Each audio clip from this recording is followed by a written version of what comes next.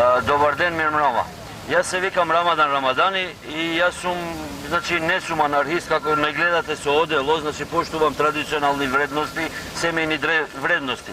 И кога ми понудија, значи да зборам што би направил со толку големи пари, што право да ви кажам, значи јас сум сиромашно дете од сиромашна фамилија и немам поим колку реално се тие 2 милиона и 300.000 евра, но се подсетив како да биде две во едно, значи како да биде нешто што е благородно, значи потикнување на семејни вредности, трето дете, четврто дете, второ дете и така натаму, и нешто како замена за ова скулптура, па одма и прво што ми паметна на памет е дека со тие пари одлично би било во Македонија да се формира еден солидарен друштвен фонд за пелени. Јас сакам да кажам нешто што е од мојата бранша. Се разбира, пристрасни сме и за овие пари кои се потрошени на Прометеј, на овој, а се сомневам дека е тој, навистина може да се вложи многу во филмската индустрија или во филмот како едно културно наследство кое Македонија многу повеќе би ја афирмирало надвор од Македонија, отколку што овој споменик тоа го прави. Ќе се надоврзам на претходни два говорници. Значи, зад мене е Прометеј, или дарителот на огнот, митолошки. Мислам дека во најбуквална смисла тие 2,3 милиони плюс 6.000 евра можат да се донираат, да се дадат за енергетска сигурност на социјално осетливите групи. Веќе знаеме дека грејењето станува се и поголем проблем со секоја, енергенците се се поскапи и мислам дека неколку години проблемот за грејење, за затоплување на овие групи, на социјално оштетените, би бил решен сигурно со тие пари.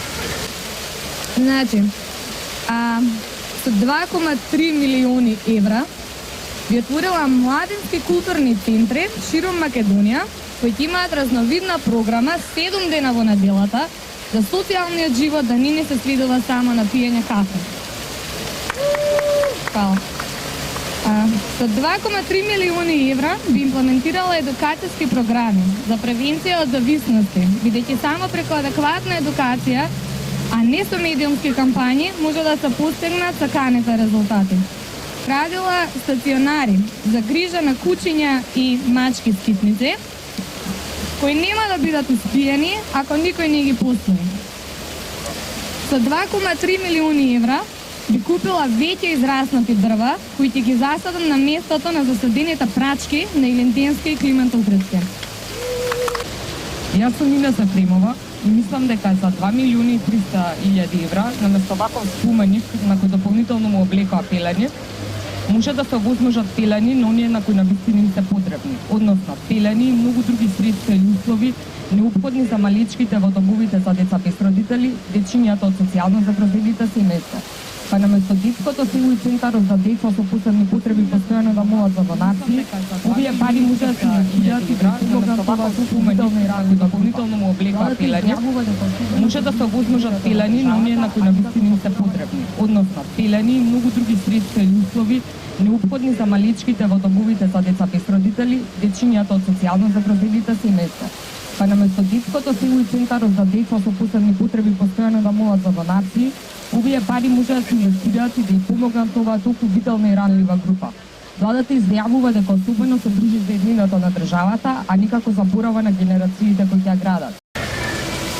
Ова случајна ознака на мојата мајца може да се толкува малку повисока е цената, ама тука се и гачите и инфраструктурата над 2,3 милиони евра. Еве неколку идеи за тоа што би можело се направи во областа на филмот. На нашата Академија на науки и уметности одсек за филм или канцеларија за филм не постои. Тоа е еден сегмент со многу помалку пари од тие дел, од тие пари би можело да се инвестира. Исто, владата тврди дека оддава почит на нашето минато и културно наследство, а додека гради дискутабилна историја и кич, остава нашето вистинско културно наследство да пропаѓа. Пропаѓаат градските јадри и чаршини из Македонија, црквите кои чекаат реставрирање. Тука се и ужасните услови во депоата на музеите, каде вистински уметнички ремек дела пропаѓаат поради лошите услови. Делате дека знаењето е сила, знаењето е моќ. Па може би вие пари може да ги инвестираат во студентските домови, каде има буквално незумани услови за живот и да им ги обезбедат елементарните услови на оние кои треба да бидат фирни академски граѓани.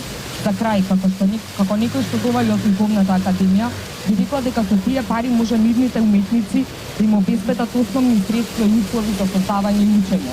Може да почнат од сапуновецњата, кој е буквално луксус, и да обезбедат литература придните генерации уметници да не го повторат кичот како овој пред кој стојам сега.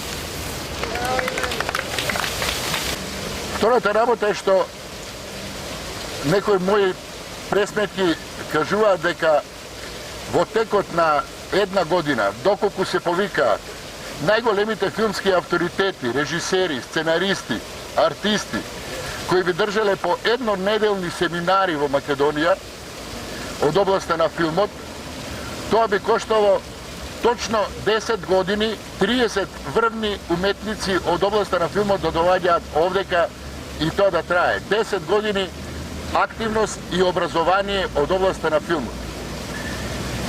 Овој Прометеј кој чини 2,3 милиони евра, јас не знам како да ги потрошам освен за филм, евентуално на новиот на Милчо Манчевски или нешто слично.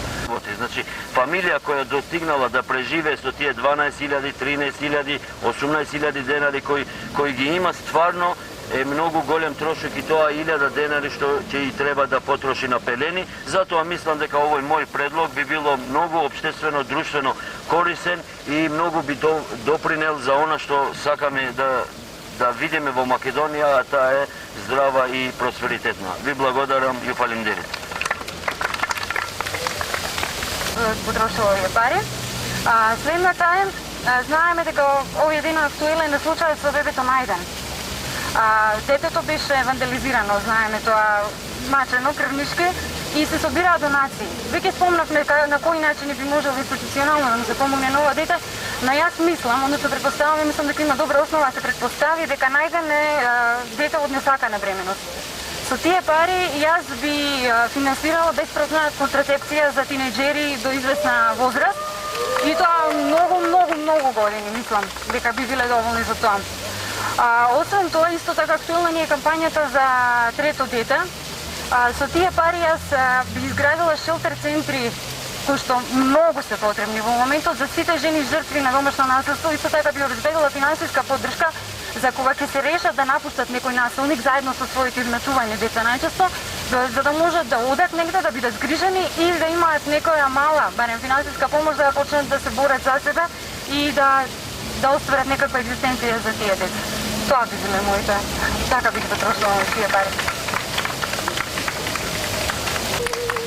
И за на крај, со 2,3 милиони евра би измислила флакс капаситор и временска машина и би го ангажирала Кензо Танге да направи проект Скопје 2014.